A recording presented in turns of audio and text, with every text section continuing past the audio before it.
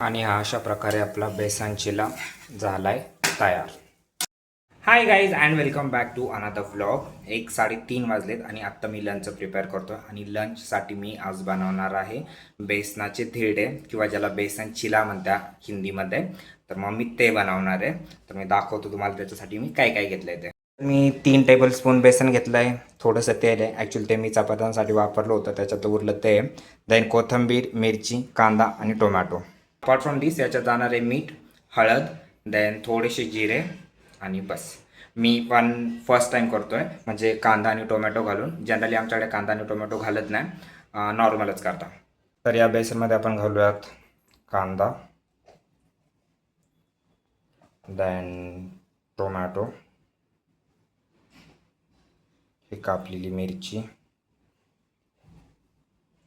आणि जेवढी आपल्याकडं कोथिंबीर आहे तेवढी सगळी, ही हळदी पावडर, देन थोडेसे जिरे आणि मीठ. हळद, जिरे आणि मीठ टाकल्यानंतर ना पाणी टाकून मी या कन्सिस्टन्सीचं बॅटर बनवलं आहे.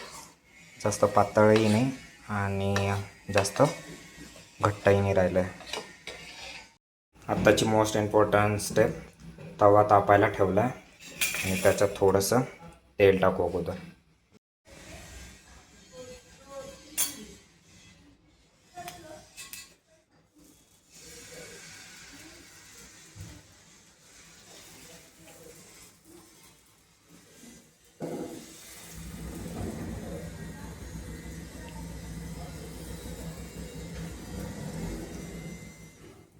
तर मी हा असा टाकून घेतला आहे.